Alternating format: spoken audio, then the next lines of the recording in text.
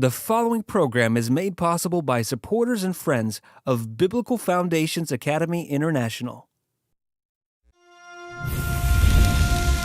In every place I cause my name to be mentioned, I will come to you and bless you.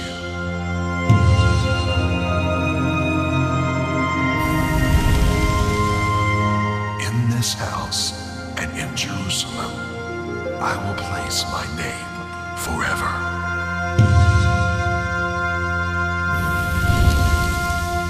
Therefore, my people shall know my name.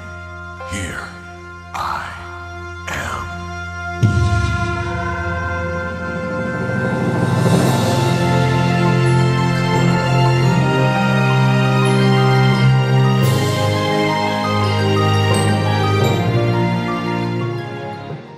Well, y'all, we opened up this series talking about the introduction, his introduction at a great mountain that we all know about, of course, the Mount Sinai where the 10 Commandments were given. But there's now another mountain I want to take you back to. This particular mountain happened about 2,000 years ago. There's a very famous person.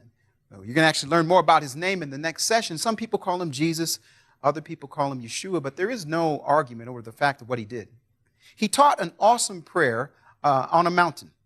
And actually, I ended up writing a book with my co-author, Nehemiah Gordon. We've actually talked here at GLC several times about this book, A Prayer to Our Father, Hebrew Origins of the Lord's Prayer. You can actually get the book here at GLC. But what we did in the process of writing this book, we actually spent some time, obviously, word by word in the Hebrew. I actually have a copy of the book here and take a look at it. But specifically what I want to talk about is just exactly where this particular prayer took place. And just for a second, I'd also like to take you back to that spot. Nehemiah and I did a wonderful thing. We actually went to Israel and went to all of the traditional spots. There were more than one, and believe it or not, traditional spots where people say this prayer was actually taught.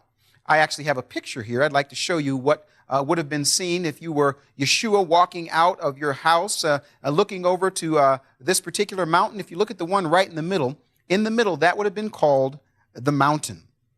Now, I have another picture, if I can just show it to you here. That's actually me standing on the spot where we believe that, according to the witnesses in the New Testament and also some traditional and historical documents that we looked at, that is a perfect spot where this particular prayer could be taught. What I love about this prayer in its original language and history and context is it brings us right back to the place of Israel. Here you have this preacher, this teacher, who stands up and he says these radical words. Now, of course, in English, we know what the Lord's Prayer is. People around the world speak it. People around the world pray it. But not as many people actually get a chance to understand it in its original context, specifically in its original language.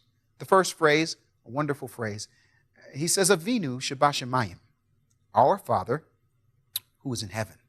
Now, if Yeshua, the one whom we call Jesus, and you'll learn more about the origins of name if you stick around for the bonus section after this. If he were to walk into a synagogue and one of the rabbis would say to him, now listen, we hear that you're teaching people a prayer and you're proclaiming this thought that the creator of the universe is Father.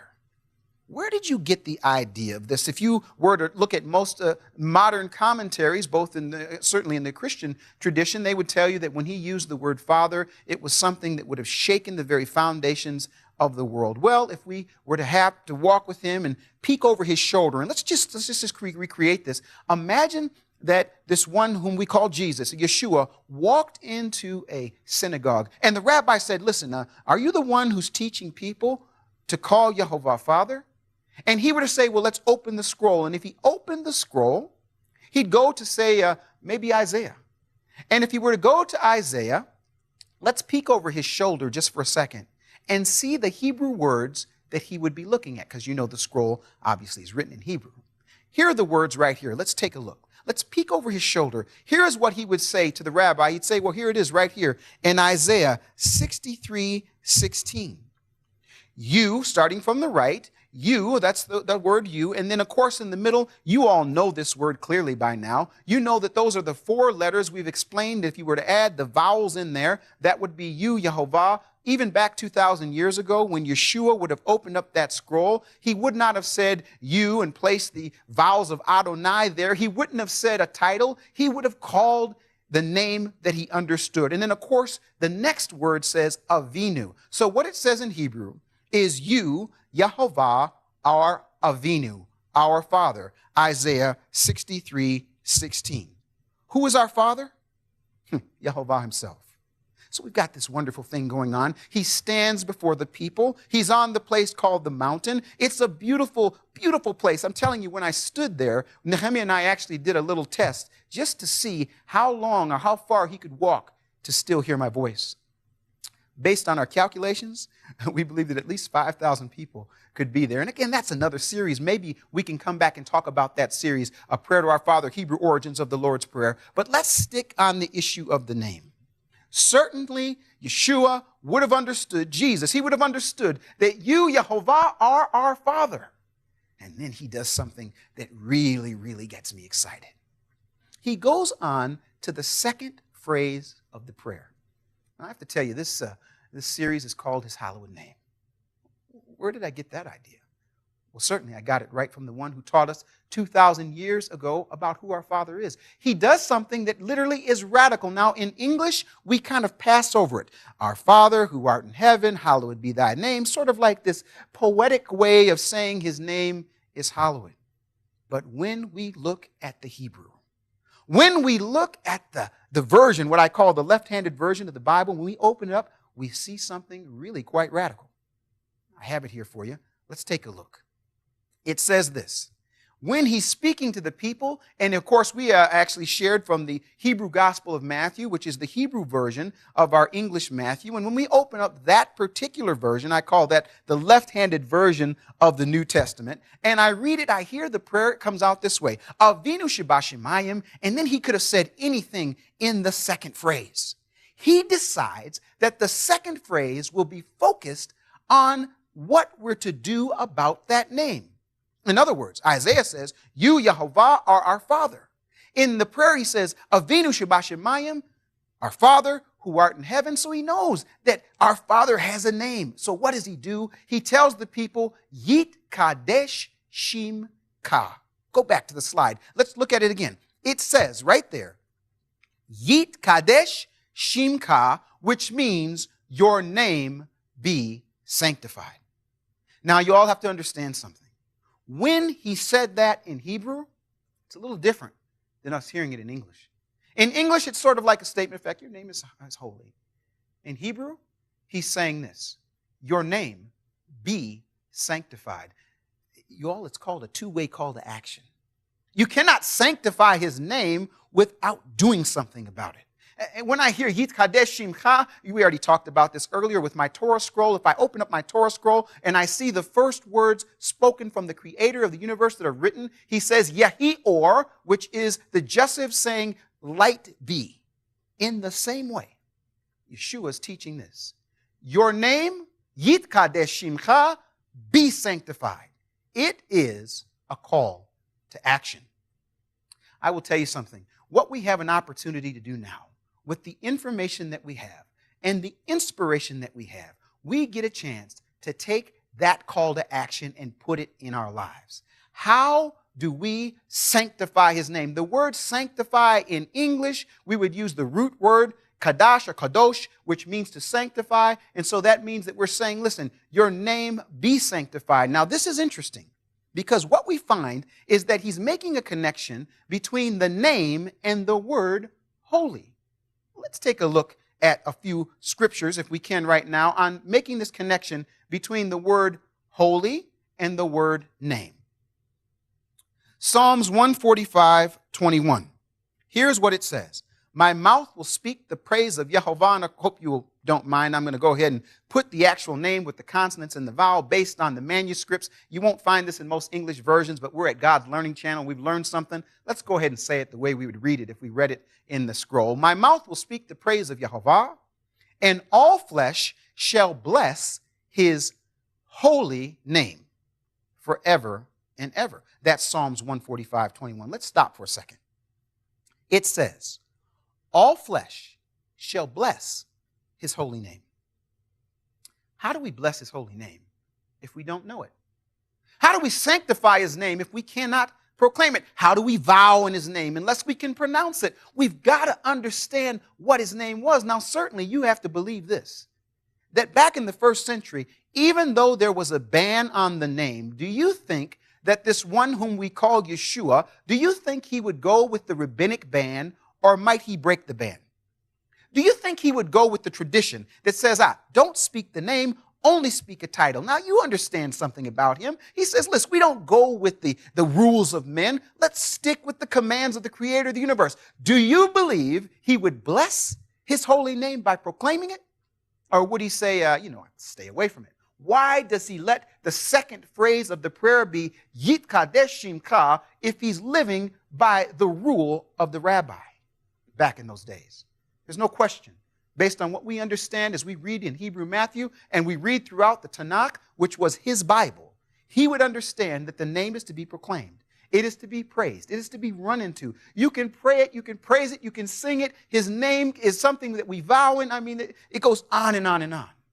But let's go back to the slide and see another verse if you open up your Bible. In Psalms 103:1, it says this, "Bless Yehovah," of course in our version, "O my soul, and all that is within me, bless his holy name." Continued, Psalms 105 verse 3, it says this, "Glory in his holy name.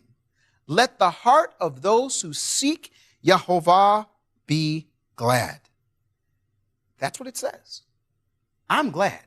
I don't know if you are, but I'm happy. I'm excited. I'm looking at these verses and I'm understanding that this issue of holy and name, these are dance partners. This is something important regarding the name.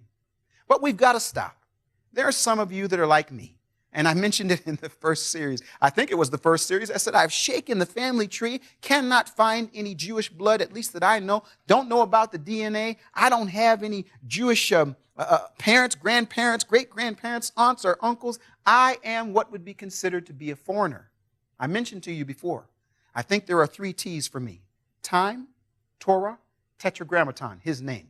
What do we do about this issue of his name for those of us that are foreigners? Let's go back to the slide in Isaiah 56. Let's take a look at it right now.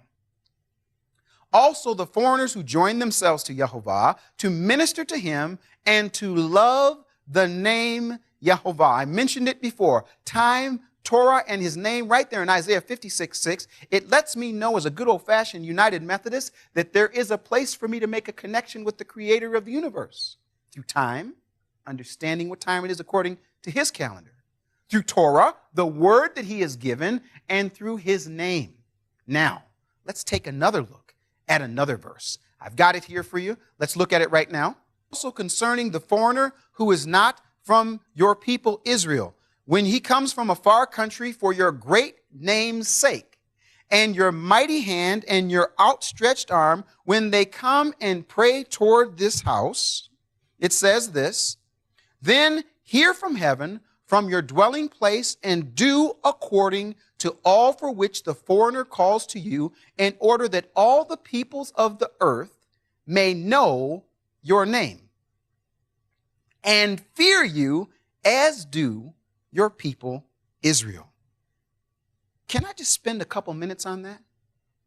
What Chronicles is saying is this. There's going to be some foreigners, some people who taken a look at their history and taken a look at their genealogy, and they don't look Jewish. They don't seem to have any of the names from the tribes. They cannot find any family connection. If they were to apply to get into Israel, they could not get into Israel because they do not have Jewish lineage. However, there's going to be some foreigners who are going to end up finding themselves in the old city of Jerusalem. They're going to get the Torah. They're going to understand it. For that foreigner who comes here for the sake of your name, we want, the scripture's saying this. Let's go back to it. Go back on the screen. Look and see what it says. It says this. It says, "For your great name's sake and your mighty hand and your outstretched arm, when they come and pray toward this house, then hear from heaven, from your dwelling place, and do according to all for which the foreigner calls to you." And then I love this verse, this line, this statement, "in order that all the peoples of the earth may know your name and fear reverence you as do your people Israel. All the peoples of the earth. Something's happening. People are being awakened. People are ending up in Jerusalem. People are ending up in the United States, all around the world. People are saying there's something that I'm missing. There's something that I need. I need to reconnect with the root. Let me tell you something. Pick your spot. Time, Torah, or his name. I call them these oil wells where we've got the pump jack that's going through this process of being able to bring forth the treasure. This scripture says, for those like me who come for your name's sake, do all that they call upon you to do. Here's what I'd like to do under this, what I call the call to action. I actually have some practical things I would like you to consider. 3 simple steps for us in terms of responding to Yit Kadesh Shimka, your name be sanctified. What can we do today? What is the response today? 3 simple P's. The first one I'm going to ask you to consider to do. You've listened to this series. You've gone through the process. I think if you were to take all the time, it might be about, 6 hours? 6 hours of information. And we're only scratching the surface. If you were to read the book and take your time through the entire book, you could go through the book, 226 pages, 100 and some footnotes, references, and all of that. Guess what? We're only scratching the surface. The third thing I want you to consider doing is taking some time to pray. Ask the Father, is this revelation for me? Is this information for me? Is this inspiration for me? Am I one who is being called to Yit Kadesh Shimcha, sanctify your name? Of course, if you were back in that place called Israel in Galilee on that mountainside and you heard the one named Yeshua, whom we call Jesus, but if you go through the bonus section, you'll even understand more about his name. If you were there listening and you were on that side of that mountain and you heard him say, Yit Kadesh Shimcha, do you think at that point, if you took those words as true words, would you simply say, well, I can't deal with the sanctification of his name because it can't be pronounced? There's a rabbinic ban on the name. There are religious authorities that tell me I cannot proclaim that name. What would you do?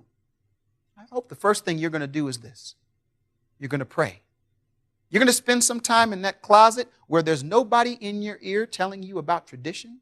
There's nobody in your ear telling you about their experience. There's nobody in your ear telling you about something that's outside of the manuscripts that we have. I simply would ask you to do the first thing, which is to pray. After you've got done praying, then I want you to do something else. I want you to take some time to what I call practice. In the back of the book, I have something that I've done that I am really excited about. If you go to the back of this book, His Hallowed Name Revealed Again, I actually have references of about 80 different names, all based on the name Yehovah, or the description El, which is Elohim, which we understand, 80 different times in the Hebrew Bible where we can actually see either the description El, Eloah, Elohim, or we can see his name, Yehovah, with description after it, like Yehovah, you are our Father. You can actually learn to write the word just like it's written in the Hebrew manuscript. You can learn to actually read the Hebrew words. One of the things that I wanted to do in this book is give some opportunity for people that are like me. Maybe you want to be able to understand it just the way it was originally. So after you've prayed, I want you to take some time to practice writing it and reading it. Then finally, the third thing I want you to consider, and this is even a little more radical.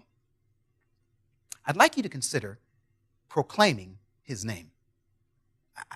I'm saying that if we find out as a result of what we've learned over the last 11 sessions that his name is to be sanctified, his name is to be praised, his name is to be blessed, his name is to be run into, Proverbs says, run into his name. And the list goes on and on and on and on, all these things about his name. If this is the case, why can't we be people that proclaim his name? So as I mentioned, first of all, I want you to pray.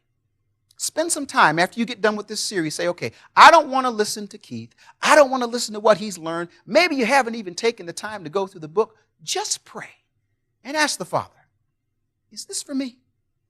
Am I one that's being called like a foreigner to come on the part of your great name? Am I one that can come to you because of your great name? Am I one that can run into your name?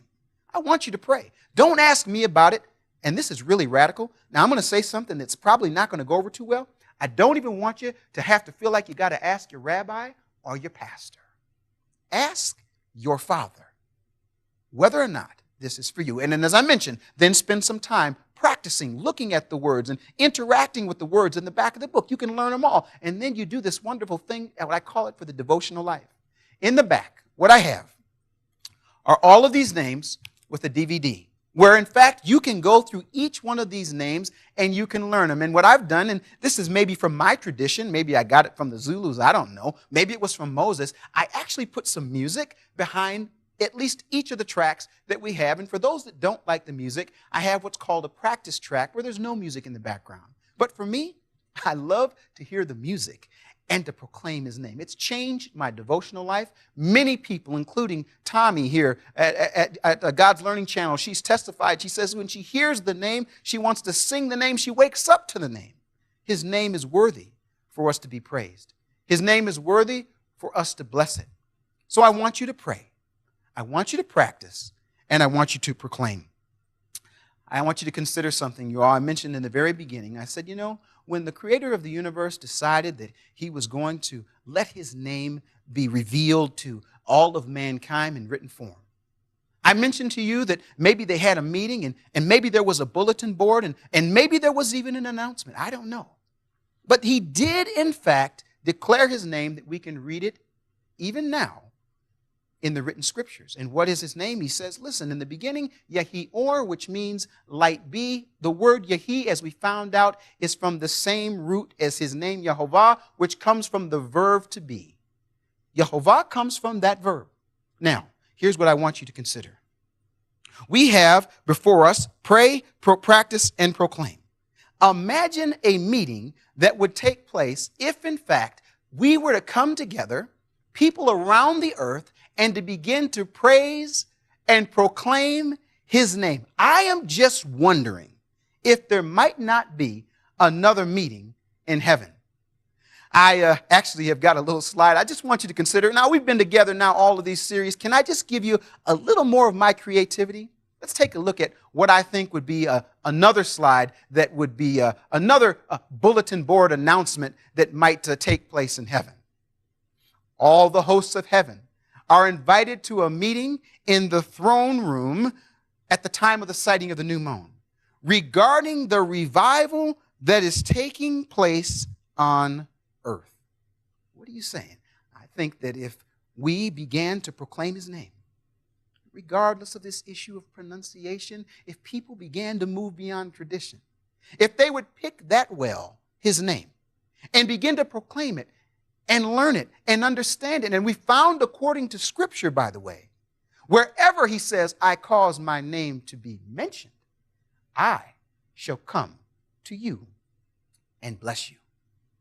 I think a revival would break out.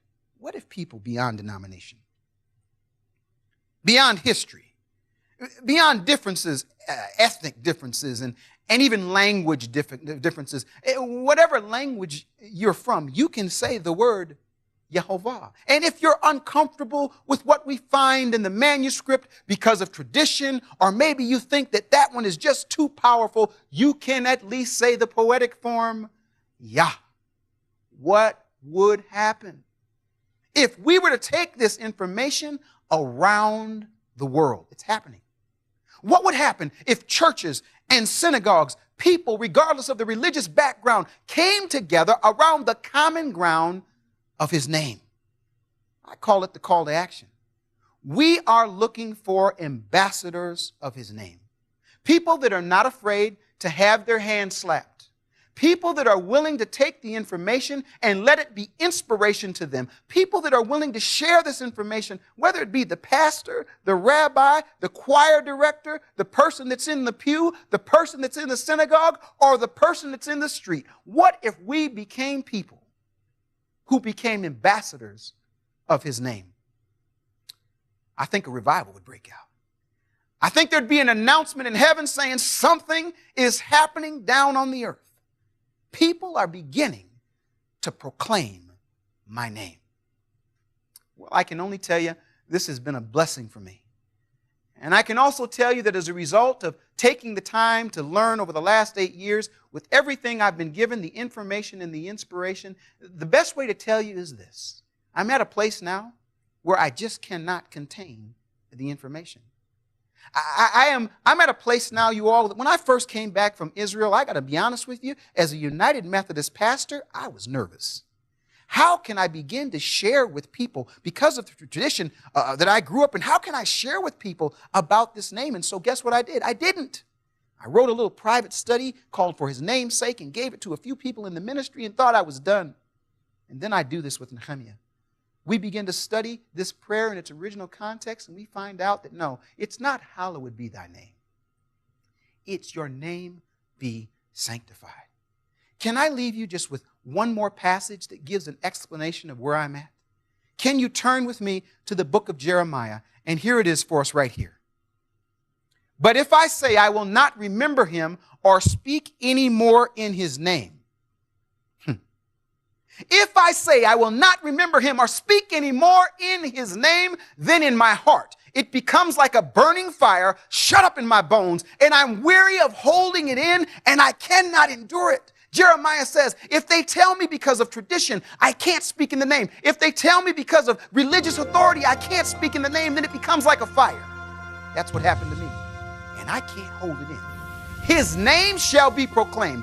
In my life, I cannot hold it in. I hope in your life, you cannot hold it in. You will proclaim his name to his glory.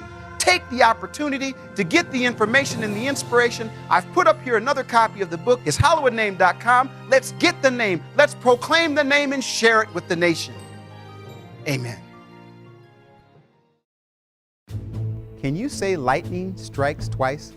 I said after the first book I wasn't going to write a second one, but as a result of the first book, there's an amazing line in the prayer that Yeshua, Jesus, taught. The Lord's Prayer in Hebrew, it says this: Avinu Shabashabayim, our Father who is in heaven. And then he uses these words, Yit Kadesh Shimcha, your name be sanctified, which happens to also be the exact same way that it's spoken, not in the language, but the meaning in the Greek New Testament. But in English, we lose it because we say, hallowed be thy name, which is sort of a spiritual, holy thought. Oh yes, hallowed be thy name. But in the Hebrew and in the Greek, what he was saying is, your name be sanctified, which is a call to action. But the question has to be asked, what name am I to sanctify? Well, what I decided to do was to take over the last 10 years, all the information I've been given, all of the possibilities, the opportunities to interact with Hebrew manuscripts and the Greek manuscripts, and to bring it all together and to really focus on this name that unfortunately has become quite controversial in a number of places. What I've decided to do is to let you get a chance to see the information for yourself. So I wrote this book, His Hallowed Name Revealed, and then it's used the word again, because this was a name that was spoken throughout the Old Testament. It was spoken throughout the New Testament. However, as a result of tradition, we've been kept from the actual name. There's now information that's been released where we can actually see this name the way it was spoken 2,000 years ago, and can I say 3,500 years ago. The name was meant to be spoken. It shows up 6,827 times according to the most accurate Hebrew manuscripts. You can actually learn this name right here in this book, but I'm most excited about this. In the back of the book, 80 different Hebrew descriptions that give people a chance to interact with this name in their devotional life, in their prayer life, and in their daily life. So, His Hallowed Name Revealed, again, an opportunity to interact with the information, the inspiration, and the revelation about the name which He says in the Scriptures He will make us know.